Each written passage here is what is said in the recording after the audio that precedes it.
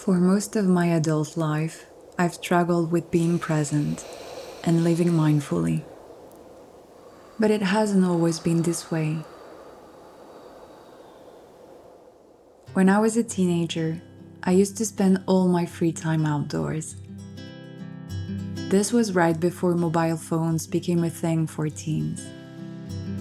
I would go to my friend's apartment block and ring the intercom, asking if they could go out.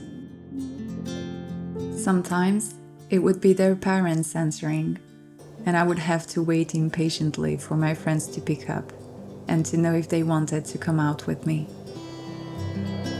We would spend hours roller skating, running, laughing, dreaming, discussing, being present, 100%.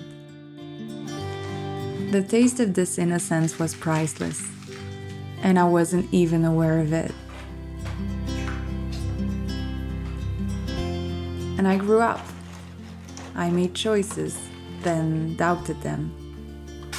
I chased my dreams, then left them aside. I rushed my life, always eager to hop on to the next step, without taking the time to appreciate what I was living and experiencing.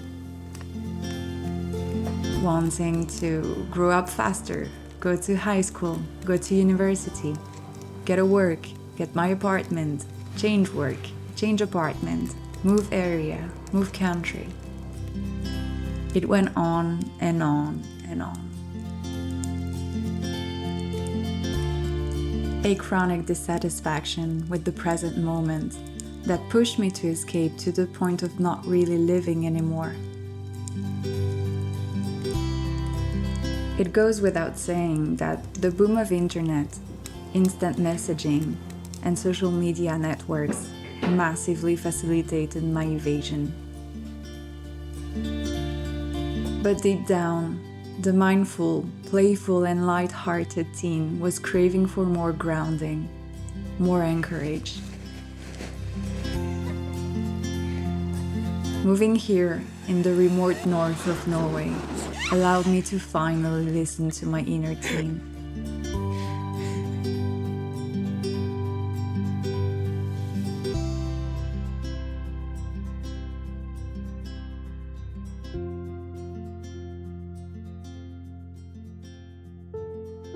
I mentioned in the previous video how having the complete control of my time has been quite unsettling at times.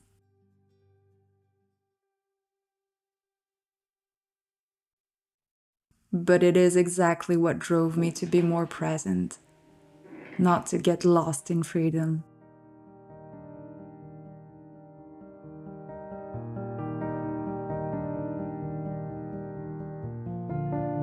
Slowly by slowly, I started reconnecting again to the world around me,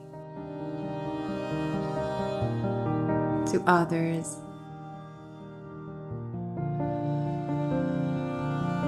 to myself.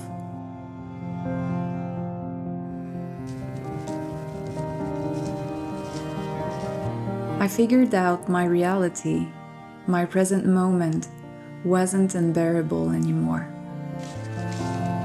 On the contrary, it was a beauty beyond anything I could have imagined.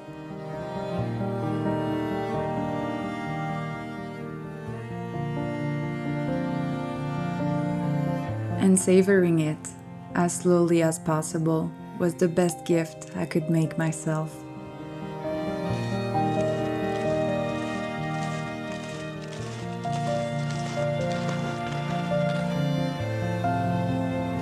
We're constantly reminded to find peace, stay calm, be mindful, be happy.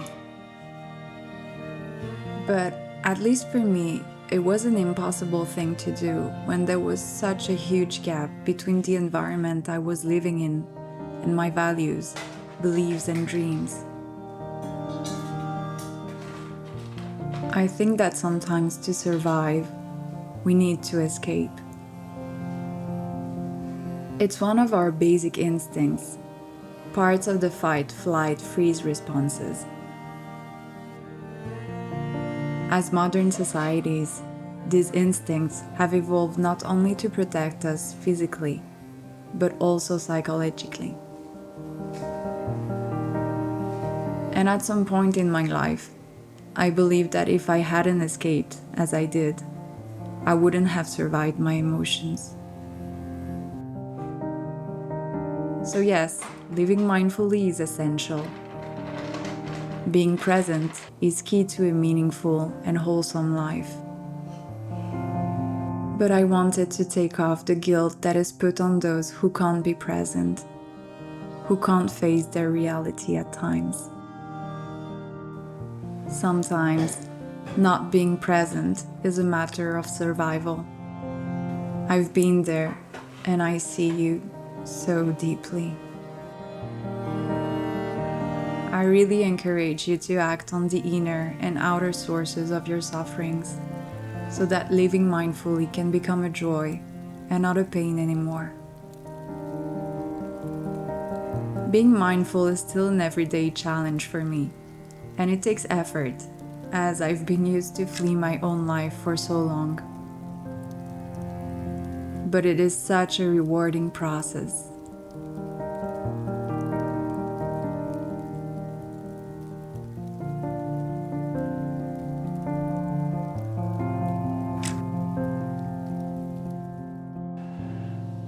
So I wanted to share a few tips that help me on a daily basis to slow down, to connect, and to be present. I really hope that could help at least one of you who's looking to live more mindfully and anchored. So the first one for me has been setting boundaries with my phone and so with others. At some point, I used to have my phone on loud mode all the time, and I was answering messages like right away. And it really gave my close ones bad habits and expectations, and people would like worry if I wasn't answering a message within an hour, it would be like a drama. And I eventually became a slave.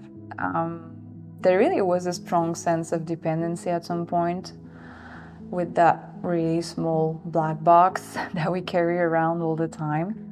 So the first thing that I did was to switch my regular mode from loud to silent, so I wouldn't have the notification like popping all the time, and I would see them like only if I would grab my phone. And what I did also was to stop answering messages immediately. So if I'm like working, if I'm working out, if I'm out with the dogs, if I'm writing, filming, anything that matters to me, then that's my priority, unless there's an emergency. But if there is an emergency, people call, they don't message usually. So like the messages really can wait, and what I'm doing in the present is what matters the most. Something that I discovered recently has been the do not disturb mode on my phone. And actually I can like set it so that it turns on and off automatically. So now I only have notifications displayed on my home screen between 11:30 in the morning until 2 in the afternoon, and then again between 5:30 in the evening until 9 in the evening. In between those hours, I just don't get any notifications on my home screen. I just get phone calls, like they get through if there's something. But messages and emails and all of that just really appear on my screen between these hours. And it has been honestly such a relief, because if I have, even if I have kind of the old reflex to grab my phone and look at it without any intention, then there's just nothing there to see. And so I don't get sucked in checking the notifications and then just losing my mind and my soul. So that has been really game changing, I'd say. My close one, they just got used to it, And if sometimes I have, someone copying and pasting the same messages as if I didn't receive it because I'm taking too long to answer, then I just explain, that's not an emergency, and I'll answer when I'm done with what I'm doing, and that's it. And even if I don't have regular work schedule as other people. It doesn't mean that I'm doing nothing with my day, and I do have like things that I have to do, tasks that I have to complete, and they matter as much as any other work. So yeah. So the second thing for me is getting out in nature. And the blessing of having dogs is that I must go out at least 3 times a day, no matter the weather, no matter my mood, no matter my energy. Like, they need to go, so I need to go with them. And I'm not gonna lie, sometimes it feels like the biggest chore in the world. But every time that I come back, I'm just so happy and so energized that every time it's worth it. I think that, breathing fresh air, getting just our bodies moving a bit, contemplating the beauties of Mother Nature are just basis of our health and our well-being, like both physically and mentally. And I've really felt a change between Switzerland and here, because I don't know, in Switzerland, like, we used to spend also a lot of time in the forest and out in nature, but here we're bathed in nature all the time. And yeah, something has really switched in me, like in terms of energies. I don't really know how to explain it, but I feel just so much more grounded and yeah, present. And yeah, the more the days pass, the more grounded I feel here. And the beauty with nature is that the more I look, the more I see. There's just such an infinity of shades of things to look at. And it's also a great time when you're out in nature to just ignite all your senses. Not only look at what's around you, but like smell what's around and touch and just, feel and suck everything in. And sometimes, honestly, being completely present in nature has been even overwhelming for me, because there's just so much to capture and so much to comprehend that I've had sometimes like overwhelming feelings of being so present and connected to what was around me, that I was, getting so many informations that it was just overwhelming. So the third thing for me has been doing one thing at a time, even the boring stuff. Johan is used to do multitasking all the time. Like, if he's working, he's got a video playing on the side. If he washes the dishes, he's having a show like playing on his phone. If he works out, he listens to a podcast at the same time, etc., etc. And I used to do kind of the same thing at some point, but I really realized that it was both slowing me down in whatever I was doing, and it was also draining me. Like, it was taking me so much more energy than what it would have if I was doing just the main thing that I was supposed to be doing at that moment. And I'm really far from perfect at this, but I really, really try to go back to monotasking now. And that even for the things that I don't like doing and for the thing that I find like boring or not that interesting. For example, I don't really like cooking. I really wish that I was like if you watch our video, maybe you're also watching like Isabel Page channel. And I really wish I could be like her, just displaying those magnificent pastries and cooking skills, etc., and just loving to do it. But that's not the case. Like, I'm not like that, and that's it. And that's okay. But yeah, so cooking has been a real thing for me. And so as I don't like it, I used to have like most often a YouTube video playing when I was cooking, or listening to music while preparing my meals. And actually I realized that back then I liked it even less. I kind of, now that I'm trying to focus on really what I'm doing, and if I'm cooking, I'm just focusing on that. I realized that I enjoy the process more, just by being connected to what I'm doing, to what I'm making.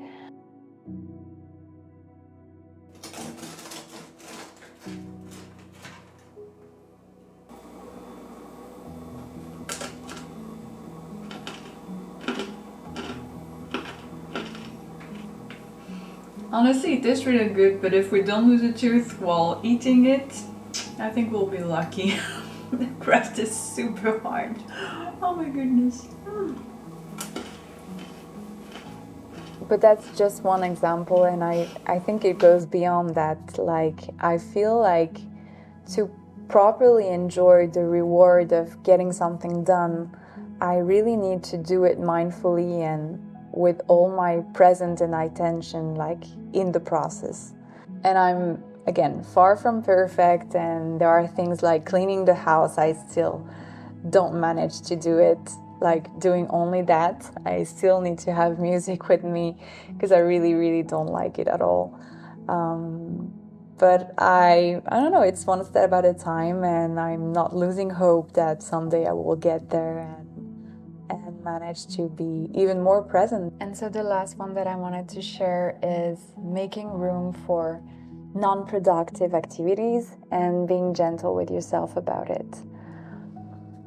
We've grown into a society that worships extreme productivity and achievement, and I can't count the number of times I felt useless reading a book for pleasure, or taking more time for a walk with the dogs, or simply meditating. And that's because in the eyes of the modern world, these activities aren't producing growth or tangible outcomes, when they actually do so much more than the so-called measurable achievements. And I've been in the process of relieving myself from the guilt of taking entirely time for myself, and it honestly has been so rewarding.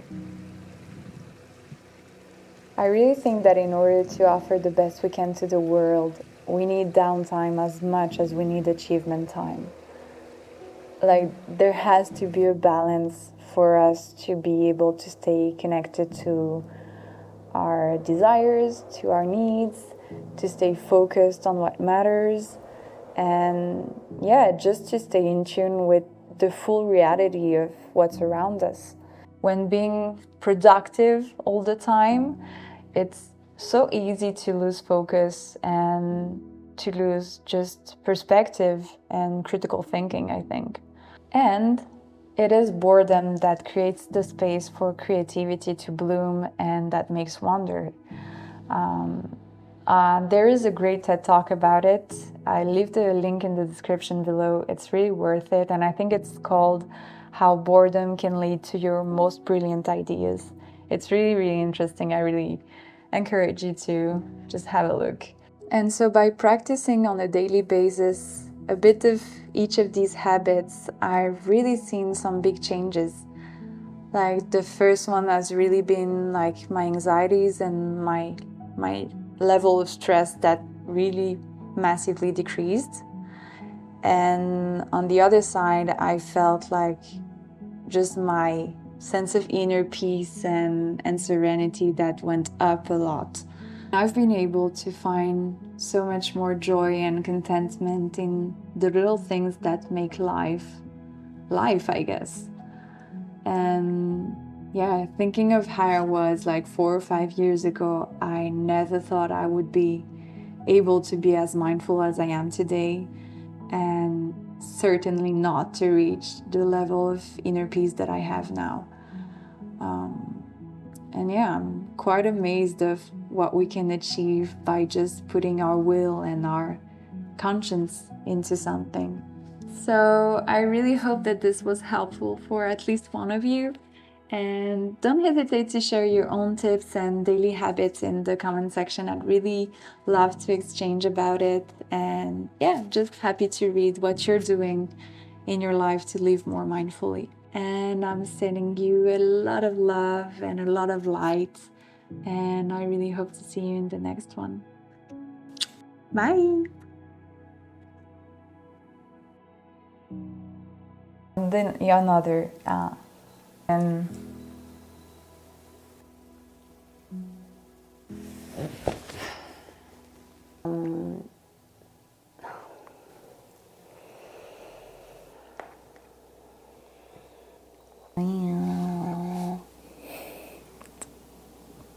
something getting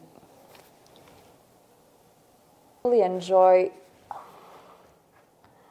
own tip.